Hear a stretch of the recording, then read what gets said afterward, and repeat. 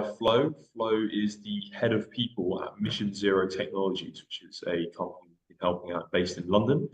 They completed their Series A back in April or May, about to be corrected. So Earlier. really an exciting period for growth there, which kind of Flo is playing a key part in. So yeah, we've got some questions for Flo. She's going to kind of tell us all about kind of what her thoughts are on a couple of topics. Sure. So Flo, first question, what strategies are you adopting to deal with the competition for talent?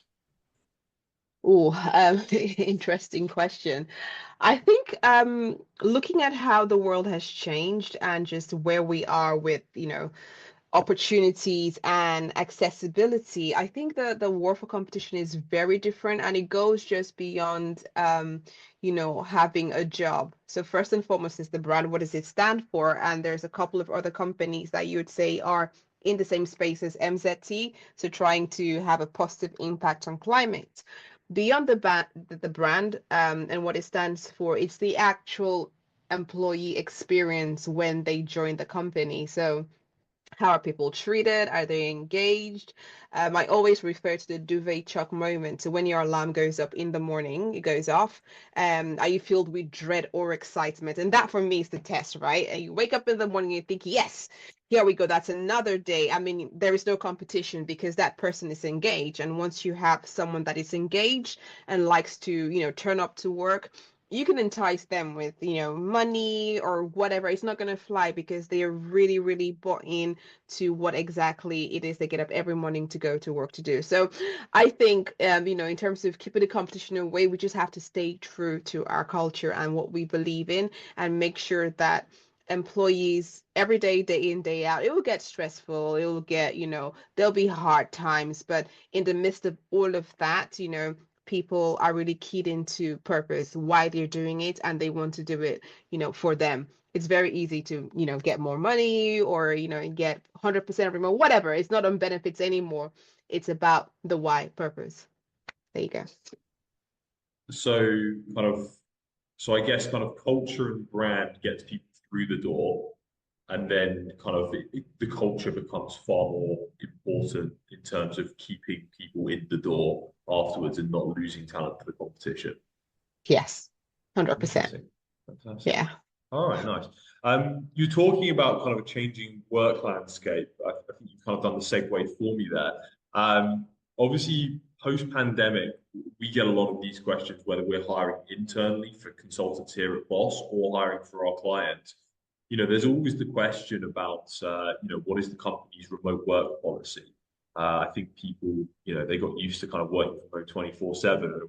A lot of us didn't particularly enjoy that, but there's obviously a bit more of a work-life balance to be struck, perhaps, than there was kind of Yes. in 2019. So how do you build a remote high-performing team while still maintaining company culture? Very, very interesting. And I wouldn't say that we've quite cracked it yet or we found the magic formula because there isn't one. You've got to try a couple of different things. And people are very unique. And we've got this large generational in the workforce where some people are really typical in that they want to be face to face and that's how they work best. And others are like, I don't want to deal with the travel. Just give me a screen, give me my technology, I'll get the job done. And so for us, it's constantly looking for how we get that balance. We're not 100% remote, although I know that some companies, rock up when you want to, when it suits you. It's important for us that we continue to have that sense of community. So whether it's like a day where we know that 70-80% of people will be in, gives you an opportunity to have that contact physically with people. We try to do that. Now we know that as we scale, that's not going to be always possible. So, if we have people in other parts of the world, your team is dispersed, fully remote, you're not going to get that one day a week. So it's thinking about making each touch point count. So whether that was face to face, right? We're trying to make sure that people develop a relationship that is not just transactional, right? And in that you kind of crank up the culture and maintain that connection. So that's, I think, what we're trying to do. It's not always possible to have everyone in the same room, although people still really rely on that to build relationships. But we have to embrace technology. We've got to embrace, the moments that we have. We're all very busy trying to do 1,000 things, but that chance opportunity that we have to connect, whether that's by video or in person, I think the big thing there is to make it count. And once you feel like you've developed that relationship, then trust comes in. You feel safe around that person. It's easier to work with. And rather than, have attention, it becomes we're in this together trying to make something happen. So yes, I think COVID accelerated all of this for us, and we're still trying to find the sweet spot, but it's not going to go away. There's this tussle between coming to the office, be hybrid, be fully remote. I think this is here to stay, but we've got this beautiful trust-based culture where you organize your life around work, and once that trust is there, you can count on the other person to hold up their own part of the deal, and that's what makes it workable, right? We will show up and deliver regardless of where we are. So I think that wins it Fantastic. for us. You mentioned that it's constantly evolving as a strategy. Is there anything that doesn't work in terms of remote work? I remember during kind of early days of lockdown, people doing kind of which Oh, two terms that should never go together. Are there yeah. any other stinkers of ideas that you've tried and failed when it comes to kind of remote culture building? Yeah, I think I've tried online remote gaming to try and get. I mean, it doesn't work, right? Like play Is that games what from your headphones are computer. for? Yeah, exactly. It doesn't work. Like I think it's really hard, but just sometimes there is really nothing. I wouldn't say work specific, but even taking 10 minutes to build relationships, it could really impact, how you work with that person and drive productivity. So whereas people might be saying, oh, I don't want to have, 5, 10 minutes to chat about nothing, it's not work related. But once you build those relationships, can really help change, how you work with people and impact productivity.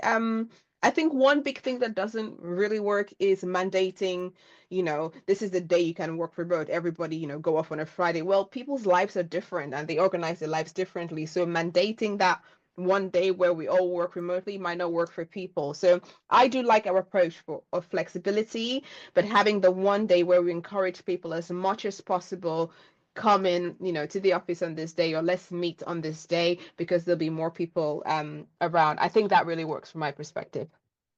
Interesting.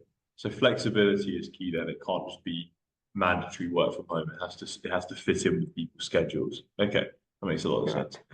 Um, so I think that a conversation that you and I have, and I think this goes across the board within the climate tech kind of energy transition space is people looking to transition, right? Obviously nowadays I think maybe a couple of people are graduating from university, but a lot of the people that you guys are hiring when they first started their careers, direct air capture wasn't a thing, or it certainly wasn't something on their radar. Mm. So a lot of the emphasis I find is normally on soft skills that kind of transition across effectively. So this is one kind of more aimed at the potentially people that are going to be interviewing for jobs. How can they better promote their kind of valuable soft skills when applying or interviewing for a job? How do I make sure that I get that across rather than just talking about my experience in a technical manner, which is probably the easier question to answer in an interview? Yeah, that's quite an interesting one and really key as a company grows. Like we are in the growth phase now, and we're going to continue evolving as we scale. And I think one of the challenges we'll see, not just now but also in the future, will be people that have been able to do things at various scale. Relying on soft skills, right? So whether that's managing a team, whether that's managing ambiguity, whether that's getting on and doing something without having everything figured out. I think being able to demonstrate understanding of the pains that come with growth and how they have either managed that in the past or what they can bring to the company to support that is going to be a huge differentiator because everyone might have a PhD or a engineering qualification, but I think what would really make the candidates stand out compared to everyone else would be that extra layer, which we tend to maybe initially ignore a little bit. But as the company, changes perspective and shifts and grows, those other skills then become even super important for success, not just the technical know-how, but ambiguity, leadership, conversations, all of that becomes really key to success. And so is this something that you're looking for if you're interviewing somebody? Is it something you're kind of trying to pick up on as, for want of a better phrase, like a vibe, or are you trying to ask direct questions that get you a more direct answer on those kind of skills? Um, I would hope that we can have an open, direct conversation about where you have really utilized those skills, bring them to life for us. Because, vibe checks, you might be lucky, you might get them right, sometimes not. But being able to have that direct, open conversation and really, hang that on something tangible, I think it's very valuable. So both come away from the conversation knowing exactly, having a clear understanding of whether that exists or not for that individual. Yeah. For sure. Okay, fantastic. And then a last question. Um, it's fair to say that kind of traditional energy, the oil and gas space, doesn't have the best record when it comes to DE and I. Within kind of Mission Zero and I guess the energy transition more broadly, what are ways that we can help kind of change this so that the next generation of companies don't make the same mistakes as those historically did? Very, I don't know if this is my favorite topic or it's a controversial topic, but as you said, traditional ONG companies will not have, a lot of diversity in their maybe leadership or across the board, but that is hopefully changing, somewhat. One of the things that shocked me when I walked into MZT was the amount of females, right? Not just across the business, but also in leadership roles. And I thought, well, we're doing something really different here. And how has that come? And one thing that stood out to me was we would hire the best person for the job, regardless if you were a boy or a girl or wherever you came from, as long as you had the skill set, you were a cultural fit, and you were truly outstanding. Yeah, the job's yours. And we've maintained that even when we speak to partners these days, we also go the extra mile and we do demand a level of diversity. Like if you're giving me a short list, I want my shortlist to look like this and like that. So I've got a balanced view of the market. And I think that's something we are encouraging everyone that partners with us to do to make sure that we've got a good representation because we believe, diversity is important for success. So I would like to see more companies adopt that approach going forward. Okay, so it's about diversity of shortlist, and then the best person gets the job, but it's about getting everybody in front of the hiring panel to begin with. Absolutely right. Yeah. Give everyone Sure. same level playing field. Yeah. No, absolutely. I know that the NFL has the Rooney Rule to kind of emphasize this. Obviously, it's quite the playing staff tends to be more diverse than the managerial staff, so they've kind of started requesting kind of more diverse interview panels, and I think that has Yeah. improved things. So I think, yeah, I think there's a case study there and with you guys as how that can be a success. But no, Absolutely. I agree. I think pigeonholing people into jobs that perhaps they're not suited for only exacerbates the problem. I think you have to give everyone their best opportunity, and I think that is where it comes in.